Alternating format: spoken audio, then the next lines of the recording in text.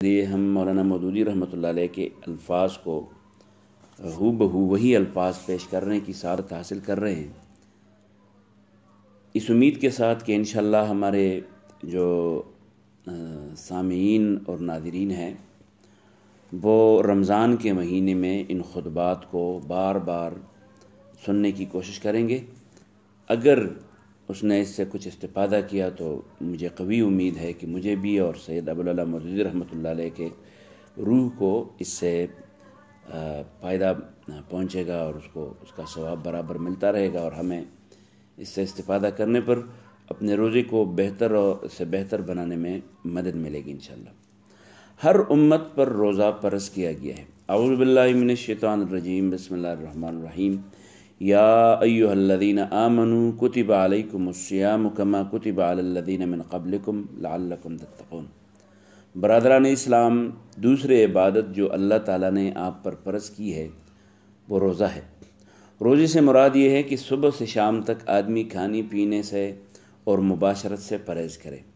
نماز کی طرح یہ عبادت بھی ابتدا سے تمام پیغمبروں کی شریعت میں فرض رہی ہے۔ پچھلی جتنی امتیں گزری ہیں سب اسی طرح روزے رکھتی تھیں جس طرح امت محمدی رکھتی ہے۔ البتہ روزے کے احکام اور روزوں کی تعداد اور روزے رکھنے کے زمانے میں شریعتوں کے درمیان فرق رہا ہے۔ آج بھی ہم دیکھتے ہیں کہ اکثر مذاہب میں روزہ کسی نہ کسی شکل میں ضرور موجود ہے، اگرچہ لوگوں نے اپنی طرف سے بہت سی باتیں ملا کر اس کی شکل بگاڑ دی ہے۔ قرآن مجید میں ارشاد ہوا ہے کہ یا ایھا الذین آمنوا، اے مومنو، کتب علیکم الصیام، روزہ تمہارے اوپر فرض کیا گیا ہے، کما کتب علی الذین من قبلکم، جس طرح پرانے زمانے کے لوگوں میں بھی یہ فرض کیا گیا تھا۔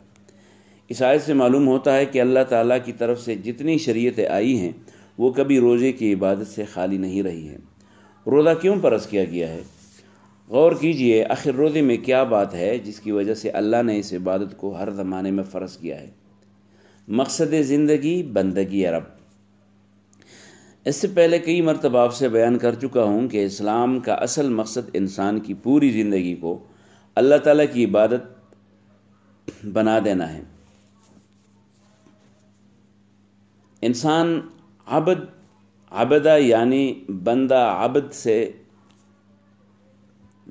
بنا ہے۔ یہ عبد جو ہے عبد تین الفاظ سے مل کر بنا ہے، اور انسان عبد ہے۔ تو انسان عبد یعنی بندہ پیدا ہوا ہے، اور عبدیت یعنی بندگی اس کی عین فطرت ہے۔ اس لیے عبادت یعنی خیال و عمل میں اللہ کی بندگی کرنے سے کبھی ایک لمحے کے لیے بھی اس کو آزاد نہ ہونا چاہیے۔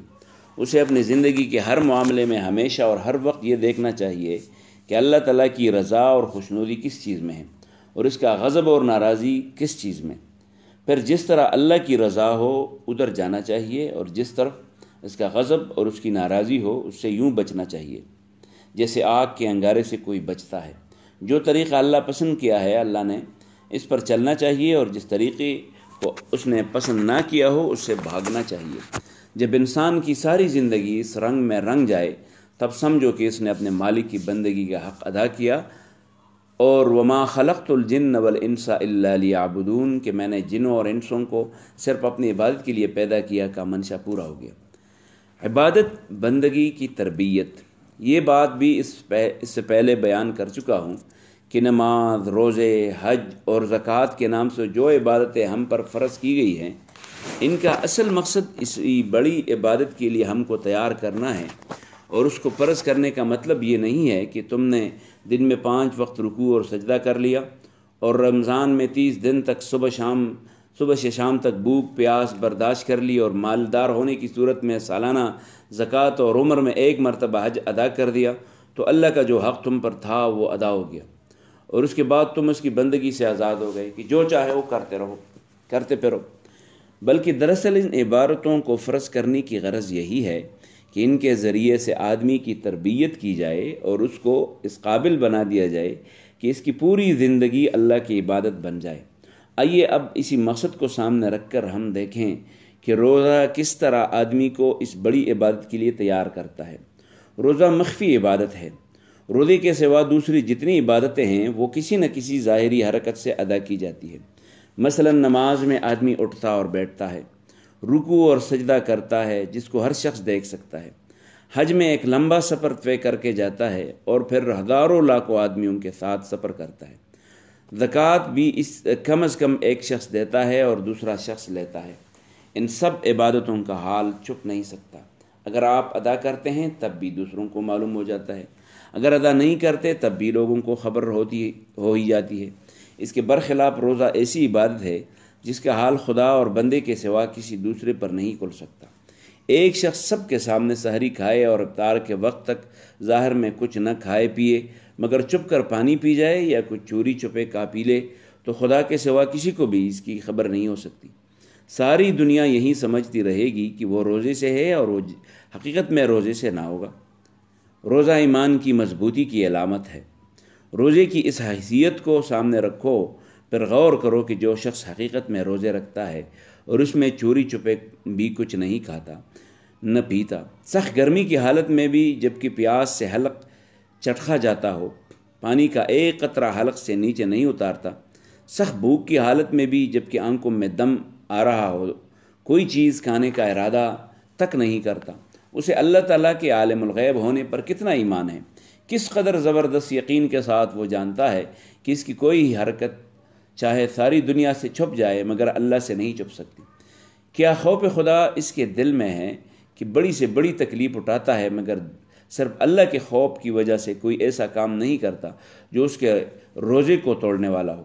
کس قدر مضبوط اعتقاد ہے اس کو آخرت کی جزا و سزا پر کہ مہینہ بھر میں وہ کم از کم 360 گھنٹے کے روزے رکھتا ہے اور اس دوران میں کبھی ایک لمحے کے لیے بھی اس کے دل میں آخرت کے متعلق شک کا شائبہ نہیں آتا۔ اگر اسے اس بات میں ذرا سا بھی شک ہوتا کہ آخرت ہوگی یا نہ ہوگی اور اس میں عذاب و ثواب ہوگا یا نہ ہوگا تو وہ کبھی اپنا روزہ پورا نہیں کر سکتا۔ شک کی فطرت یہی ہے کہ وہ آدمی کے ارادے کو متزلزل کر دیتا ہے، لہذا شک آنے کے بعد یہ ممکن نہیں ہے کہ آدمی خدا کے حکم کی تعمیل میں کچھ نہ کھائے اور نہ پینے کا ارادے پر قائم رہ جائے۔ ایک ماہ کی مسلسل ٹریننگ ہے۔ اس طرح اللہ تبارک و تعالی ہر سال کامل ایک مہینے تک مسلمان کے ایمان کو مسلسل آزمائش میں ڈالتا ہے، اور اس آزمائش میں جتنا جتنا آدمی پورا اترتا جاتا ہے اتنا ہی اس کا ایمان مضبوط ہوتا جاتا ہے۔ یہ گویا آزمائش کی آزمائش ہے اور ٹریننگ کی ٹریننگ۔ آپ جب کسی شخص کے پاس امانت رکھواتے ہیں تو گویا اس کی ایمانداری کی آزمائش کرتے ہیں۔ اگر وہ اس آزمائش میں پورا اترے اور امانت میں خیانت نہ کرے تو اس کے اندر امانتوں کا بوجھ سنبھالنے کی اور زیادہ طاقت پیدا ہو جاتی ہے اور وہ زیادہ امین کے بنتا چلا جاتا ہے۔ اسی طرح اللہ تعالیٰ بھی مسلسل ایک مہینے تک روزانہ 14 گھنٹے تک آپ کے ایمان کو کڑی آزمائش میں ڈالتا ہے، اور جب اس آزمائش میں آپ پورے اترتے ہیں تو آپ کے اندر اس بات کی مزید قابلیت پیدا ہونے لگتی ہے کہ اللہ سے ڈر کر دوسرے گناہوں سے بھی پرہیز کریں، اللہ کو عالم الغیب جان کر چوری چھپے بھی اس کے قانون کو توڑنے سے بچیں، اور ہر موقع پر قیامت کا وہ دن آپ کو یاد آ جائے کرے جب سب کچھ کھل جائے گا اور بغیر کسی رو رعایت کے بلائی کا بلا اور برائی کا برا بدلہ ملے گا۔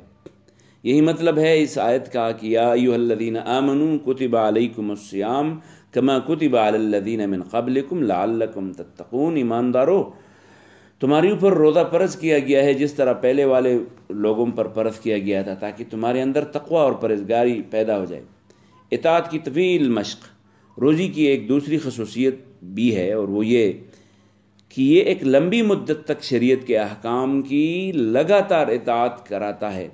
نماز کی مدت ایک وقت میں چند منٹ سے زیادہ نہیں ہوتی، زکوٰۃ ادا کرنے کا وقت سال بھر میں صرف ایک وقت آتا ہے، حج میں البتہ لمبی مدت صرف ہوتی ہے مگر اس کا موقع عمر بھر میں ایک مرتبہ آتا ہے، اور وہ بھی سب کے لیے نہیں۔ ان سب کے برخلاف روزہ ہر سال پورے ایک مہینے تک شب روز شریعت محمدی کے اتباع کی مشق کراتا ہے۔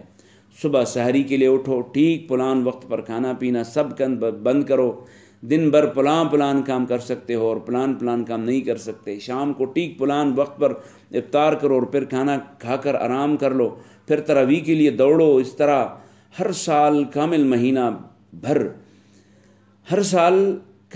مہینہ بھر صبح سے شام تک اور شام سے صبح تک مسلمان کو مسلسل فوجی سپاہیوں کی طرح پوری قاعدے اور ضابطے میں باندھ کر رکھا جاتا ہے اور پھر 11 مہینے کے لیے اسے چھوڑ دیا جاتا ہے تاکہ جو تربیت اس ایک مہینے میں اس نے حاصل کی ہے اس کے اثرات ظاہر ہوں، اور جو کمی پائی جائے وہ پھر دوسرے سال کی ٹریننگ میں پوری کی جائے۔ تربیت کے لیے سازگار اجتماعی ماحول۔ اس قسم کی تربیت کے لیے ایک شخص کو الگ الگ لے کر تیار کرنا کسی طرح موضوع نہیں ہوتا۔ فوج میں بھی آپ دیکھتے ہیں کہ ایک شخص کو الگ الگ قواعد نہیں کرائی جاتی، بلکہ پوری فوج ایک ساتھ قواعد کرتی ہے۔ سب کو ایک وقت پر بغل کی آواز پر اٹھنا اور بغل کی آواز پر کام کرنا ہوتا ہے، تاکہ ان میں جماعت بن کر متفقہ کام کرنے کی عادت ہو، اور اس کے ساتھ ہی وہ سب ایک دوسرے کی تربیت میں مددگار بھی ہو۔ یعنی ایک شخص کی تربیت میں جو کچھ نقص رہ جائے اس کی کمی کو دوسرا اور دوسری کی کمی کو تیسرا پورا کر دے۔ اسی طرح اسلام میں بھی رمضان کا مہینہ روزے کی عبادت کے لیے مخصوص کیا گیا ہے، اور تمام مسلمانوں کو حکم دیا گیا کہ ایک وقت میں سب کے سب مل کر روزہ رکھیں۔ اس حکم نے انفرادی عبادات کو اجتماعی عبادت بنایا ہے۔ جس طرح ایک کی عادت کو لاکھ سے ضرب دو تو لاکھ کا زبردست عدد بن جاتا ہے، اس طرح ایک شخص کے روزہ رکھنے سے جو اخلاقی اور روحانی فائدے ہو سکتے ہیں، لاکھوں کروڑوں آدمیوں کے مل کر روزہ رکھنے سے وہ لاکھوں کروڑوں گنے زیادہ بڑھ جاتے ہیں۔ رمضان کا مہینہ پوری فضا کو نیکی اور پرہیزگاری کی روح سے بھر دیتا ہے۔ پوری قوم میں گویا تقوی کی کھیتی سرسبز ہو جاتی ہے۔ ہر شخص نہ صرف خود گناہوں سے بچنے کی کوشش کرتا ہے، بلکہ اگر اس میں کوئی کمزوری ہوتی ہے تو اس کے دوسرے بہت سے بھائی جو اسی کی طرح روزہ دار ہیں اس کی پشت پناہ بن جاتے ہیں۔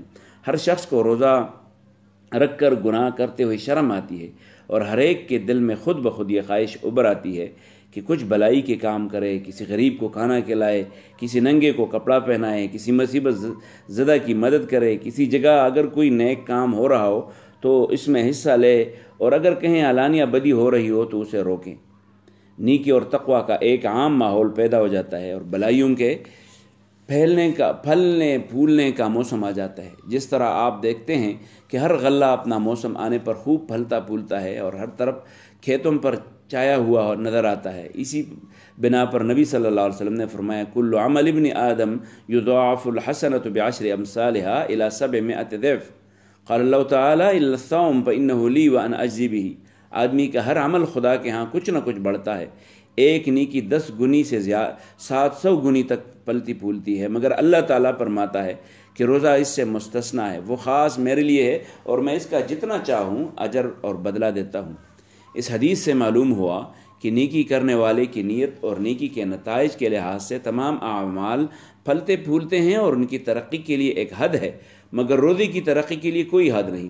رمضان چونکہ خیر اور صلاح کے پھلنے اور پھولنے کا موسم ہے، اور اس موسم میں ایک شخص نہیں بلکہ لاکھوں کروڑوں مسلمان مل کر اس نیکی کے باغ کو پانی دیتے ہیں، اس لیے بے حد و حساب بڑھ سکتا ہے۔ جتنی زیادہ نیک نیتی کے ساتھ اس مہینے میں عمل کرو گے، جس قدر زیادہ برکتوں سے خود فائدہ اٹھاؤ گے اور اپنے دوسرے بھائیوں کو فائدہ پہنچاؤ گے، اور پھر جس قدر زیادہ اس مہینے کے اثرات بعد کے 11 مہینوں میں باقی رکھو گے، اتنا ہی یہ پھلے پھولے گا، اور اس کے پھلنے اور پھولنے کی کوئی انتہا نہیں ہے۔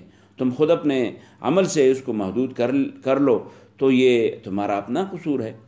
عبادات کے نتائج اب کہاں ہیں؟ روزے کے یہ اثرات اور یہ نتائج سن کر آپ میں سے ہر شخص کے دل میں یہ سوال پیدا ہوگا کہ یہ اثرات آج کہاں ہیں؟ ہم روزے بھی رکھتے ہیں اور نمازیں بھی پڑھتے ہیں، مگر یہ نتیجے جو تم بیان کرتے ہو ظاہر نہیں ہوتے۔ اس کی وجہ تو میں آپ سے پہلے بیان کر چکا ہوں، اور وہ یہ ہے کہ اسلام کے اجزاء کو الگ الگ کر دینے کے بعد اور بہت سی نئی چیزیں اس میں ملا دینے کے بعد آپ ان نتائج کی توقع نہیں کر سکتے جو پوری نظام کی بندی ہوئی صورت ہی میں ظاہر ہو سکتے ہیں۔ اس کے علاوہ دوسری وجہ یہ ہے کہ عبادات کے متعلق آپ کا نقطہ نظر بدل گیا ہے۔ اب آپ یہ سمجھنے لگے ہیں کہ محض صبح سے شام تک کچھ نہ کھانے اور نہ پینے کا نام عبادت ہے، اور جب یہ کام آپ نے کر لیا تو عبادت پوری ہو گئی۔ اس طرح دوسری عبادتوں کی بھی محض ظاہری شکل آپ کو عبادت نظر آتی ہے، اور عبادت کی اصلی روح جو آپ کے ہر عمل میں ہونی چاہیے، اس سے عام طور پر آپ کے 99% بلکہ اس سے بھی زیادہ آدمی غافل ہیں۔ اسی وجہ سے یہ عبادات اپنے پورے فائدے نہیں دکھاتے، کیونکہ اسلام میں تو نیت اور فہم اور سمجھ بوجھ ہی پر سب کچھ منحصر ہے۔ انشاءاللہ